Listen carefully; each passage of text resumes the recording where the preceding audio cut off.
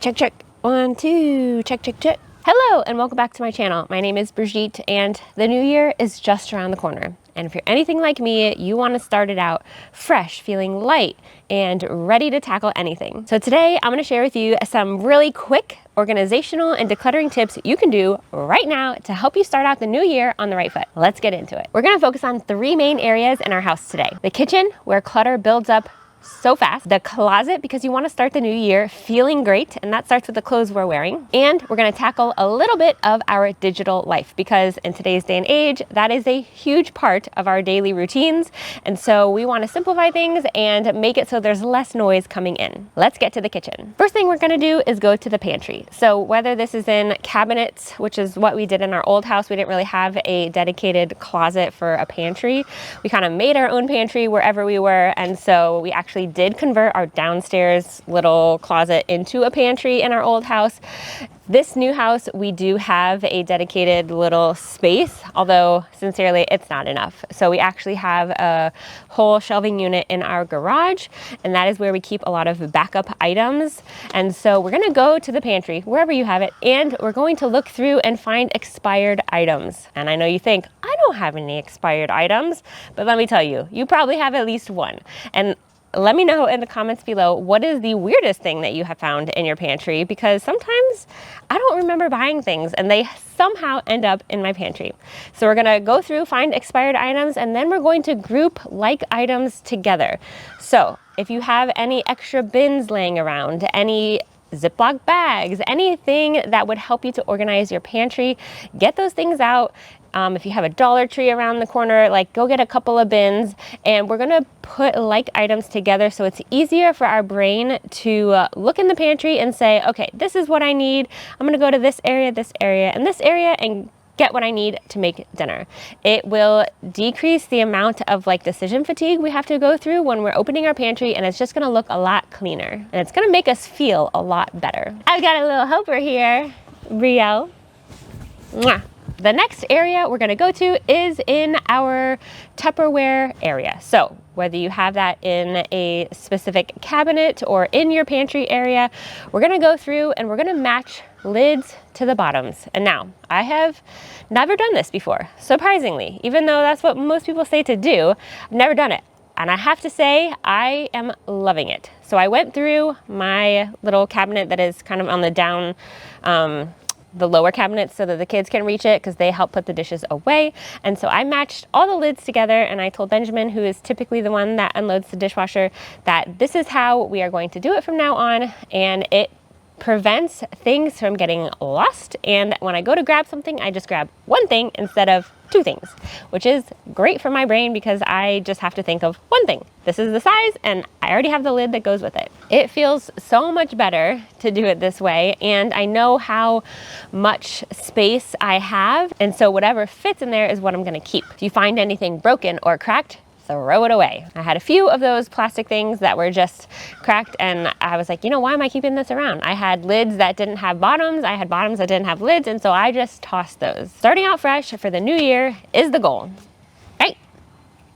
The next thing you're gonna do in your kitchen is streamline your appliances. So you're gonna go through all of your appliances, whether they're on the counters or in cabinets, and gonna make sure that those are things you definitely wanna keep and use in the new year.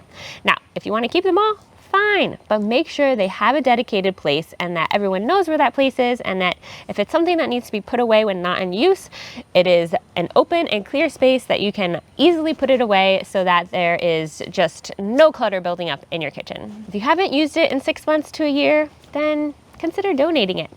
Since we moved into this house about a year ago, if I haven't used it in the last year, then I probably don't need to keep it. The next space you're gonna go to is your closet. Now, closet and or drawers, whatever kind of system you have in place, you're gonna pull out everything you didn't wear in 2024. And feel free to do this with your kids' clothes too. Did we just go through your clothes and organize them?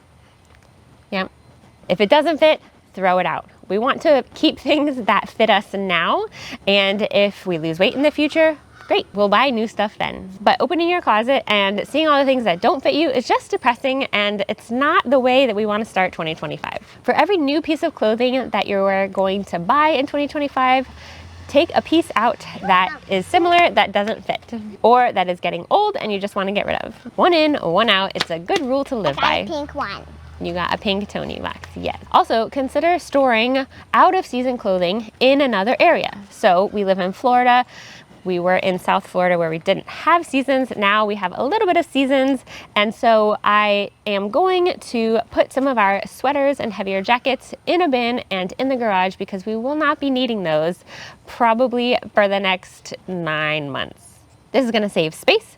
It's gonna open up my closet area and it's gonna give me a lot more breathing room, which is awesome. And also, I don't want these things taking up precious real estate where it's things that I touch every day. I want that space open for things that I use on the daily basis. If you're unsure if you wore it or not, try the hanger trick. So you just turn everything in your closet that hangs backwards on the hanger, and when you wear it, you will hang the hanger frontwards. This way you can know in the next 6 months if you're wearing that thing and if it's worth keeping. And for me, if there's any items that I need to fix or mend, I'm gonna pull those out and put them in a pile. If I don't get to fixing or mending it in the next couple of months, well, then those things are obviously not worth it to me and I'm just gonna donate them or trash them if they're trash.